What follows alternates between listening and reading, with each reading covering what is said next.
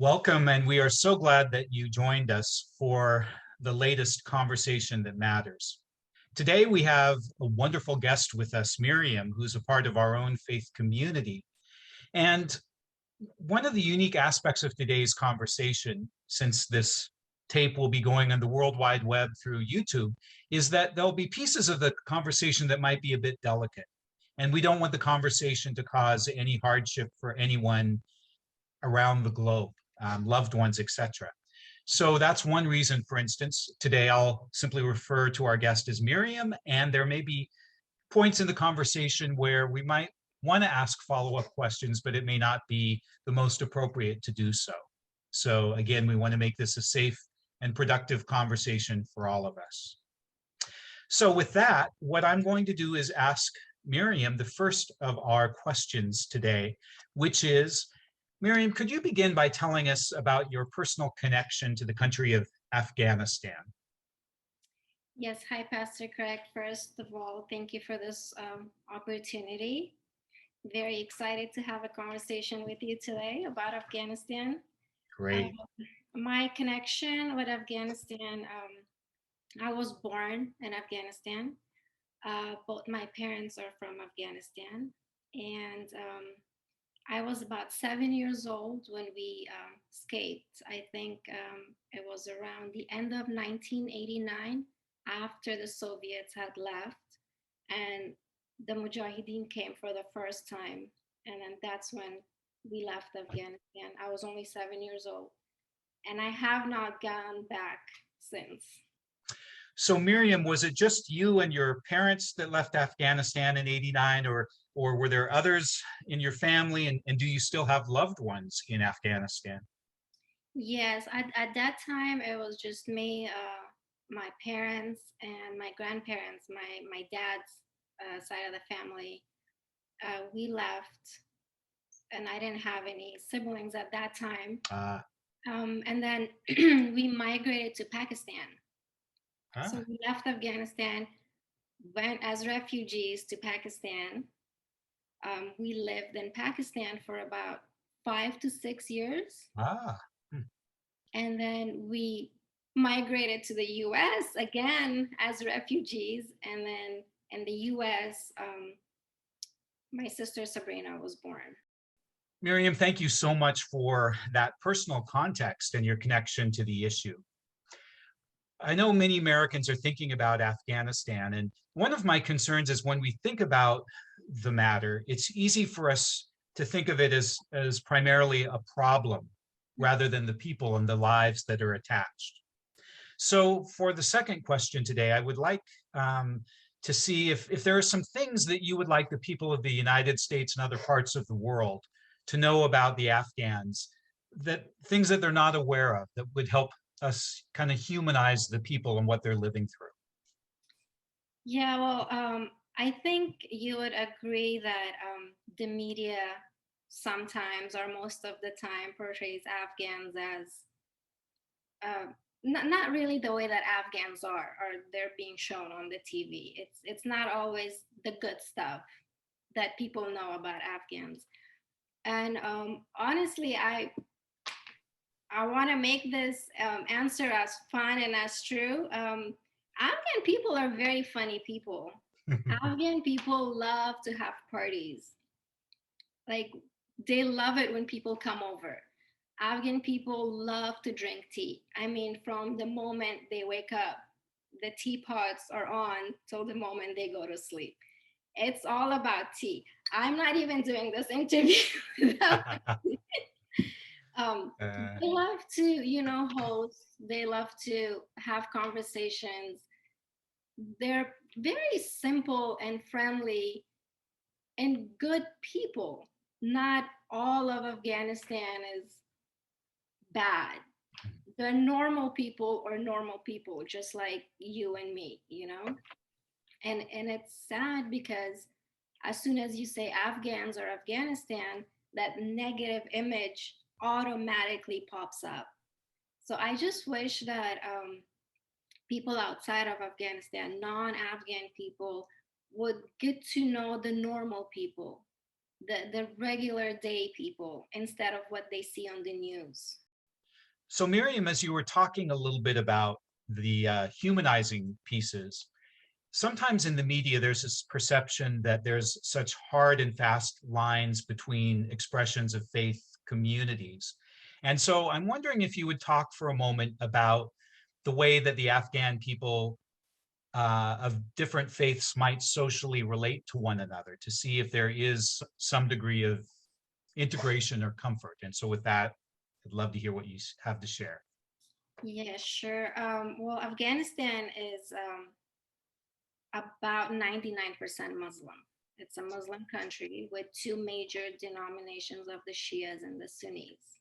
But Afghanistan, a lot of people might not know that they have a very small percent of Sikhs Mm. that have been in Afghanistan for over 100 years. Afghanistan, there's also few Jewish people actually, and the last Jewish man that was there in Afghanistan just left last month because of all the stuff that's happening now. And I remember when I was in Afghanistan, that we would go to these shops that belong to the Sikhs, and very nice interaction, very respectful of each other.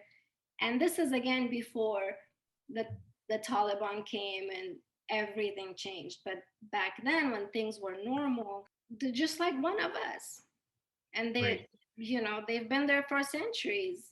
So, Miriam, I know that some Americans don't quite understand why this quest or this path to peace is complicated. The Americans would talk about having been there 21 years and why isn't this problem resolved? Can you give us a better sense of some of the complexity or the different aspects of the problem and why this path toward peace isn't as easy as many of us would like? That's the same question I ask myself every day, Patrick. I think aside from Afghans, like I would say the outsiders, like the Americans, the Europeans, they have a perception of maybe it's a religious war, Ah, war about religion. But in reality, I personally don't think that it's a war based on religion. It's a war based on tribe. And I think the number one problem that Afghanistan has and has had is unity. Being united with each other is very challenging with Afghan people because we are full of pride. We take pride in our culture. We take pride in the area that we grew up in. I think that's been the most challenging part. There's there's never gonna be peace. There will never be peace until these tribal areas come together and unite and put their differences aside. And I think once that happens, then I don't think any third country or a second country could go in and try to help. what you said, Miriam, really came alive for me because, as I look back at the history of the 19th and 20th centuries, and as colonial powers sort of stepped aside and national lines were drawn, many times, even though the intentions were good, many of those powers sort of threw groups or tribes together and didn't understand the long-term effects of what they were doing in that process. And then, as if it weren't bad enough, then we blame the people for not living into the boundaries that we or others set. So I really appreciated that answer. So, Miriam, as Americans, we often like to think that we are helping those in need. And in those good intentions, we may step in and try to take over things and help in ways that we want to help in. But I'm wondering, how can we as Americans and others around the globe best be supportive of the people of Afghanistan and the refugees from Afghanistan in ways that are truly helpful to them, not just projecting what we want to do or what we want to give? I struggle with this a lot myself personally because when Americans say we want to help, I ask this question like, are they willing to help because there's somewhere guilt? Mm. for what has happened, especially in the last 20 years? Is it because Afghanistan had nothing to do with, a lot of stuff? But this is a tough question for me because we sometimes don't know the root cause of a problem. We don't know what, how did it start and why did it start. We we don't try to learn that part. We don't try to learn the history, and we just jump into the conclusion of, well, we're helping. Especially in the recent months, since all of this new stuff has happened, they're automatically like, okay, SIV visas, and similar stuff like that. But I don't think that's a solution for you to bring those people here, and then what? You know what I mean? How what is that gonna solve? How is that helping? I mean, I know that they appreciate the donations and the clothes and the money and furniture for the new families that are arriving in the US, but that's really not the solution. I don't think that's the solution. Again, I so appreciate your candor, Miriam, as you speak to this, because it's easy for, again, well-intentioned people to have misconceptions or stereotypes.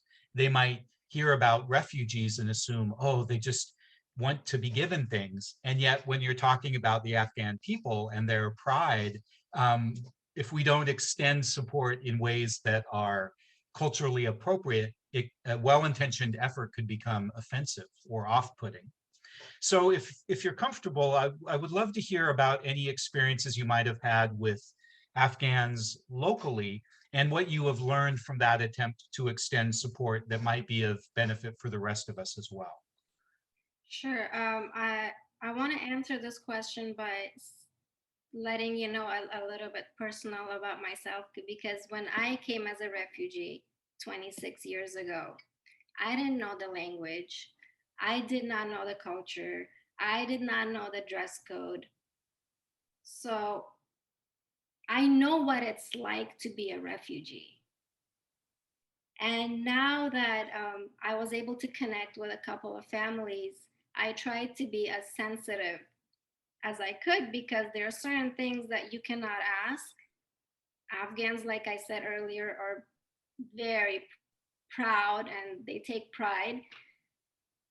But again, I think I've been here long enough that I couldn't even ask the proper questions. I jumped into, what do you need? Give me a list, give me sizes. What do you need? And the family that I spoke to, they're like, everybody calls and says, what do you need? No one calls and says, how are you? Great. So that kind of like took me back to 26 years ago when I came as a refugee. Like, no one asks, how are you? Or like, give mental support. It's always about donations. Okay, do you need clothes? Do you need money? Do you need shoes? Do you need school supplies? And like I said earlier, like, yes, they appreciate all of that. Of course, they need all of that, but we should go a little more beyond that and just be a friend. Like, just be a friend. Take some coffee, sit and just talk. It doesn't have to be always, what do you need? We don't always Beautiful. have to give, you know? Mhm. And Miriam, one thing that we had talked about off camera a little bit is the fact that as the refugees are beginning to settle in communities, the way in which help is extended is sort of shifting, rather from a direct one person to another person. Um, it's shifted a bit. So would you mind taking just a moment again for those who'd like to help out or support, to talk about how that assistance is being extended these days? Yes, so I've been trying to connect with families on a one-on-one level because I think that it's better to just directly go to the source instead of a third party. But unfortunately, that's not happening anymore. Each family has been assigned to an organization on a group, and you have Ah, to go through that organization or the group in order to reach the family. So I am in works with one of the organizations locally here in Los Angeles. We've been emailing back and forth, and I'm just waiting for her to send me information of, again, what's needed. So hopefully through the third party, I'll be able to connect directly with the refugees, and then I'll keep you posted with everything that's needed and what's the next step. So our final question today, Mariam, is to put all of this in the context of your faith and your life. And because this conversation will be broadcast globally, I know that matters of faith can sometimes in some communities be a little sensitive. And so with that in mind, I will simply ask you to respond to this question in whatever way is best for you and your loved ones around the globe. How has your faith helped you deal with all of the uncertainty and the fear that has emanated from the situation in Afghanistan? I've been thinking about this a lot for the past 2 months, believe it or not, Pastor Craig. But I believe that the same God who gave me the strength to leave Afghanistan the first time, migrate to Pakistan, be a refugee the first time, went through all of that, and then coming to the US, being a refugee again for the second time. God has been with me every step of the way, every step of the way. And I strongly believe that that same God is going to bless Afghanistan, and he is going to shine his light on the darkest days of Afghanistan. And that's my hope. My hope is God, pretty much, like, you carried me, and I know that you will carry out those people and bring some light into their lives. Thank you so much, Mariam, for all that you've said today.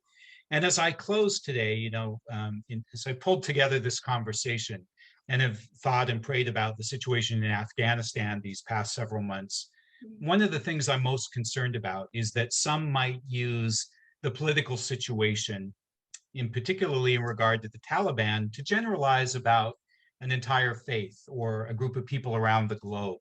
And we know that not just in Afghanistan, but in every country, there are those who would step forward and present themselves as if they were the single or sole expression of faith. But in every situation, our communities, whether we're Christian or Jewish or Muslim or Sikh, are so wonderfully diverse.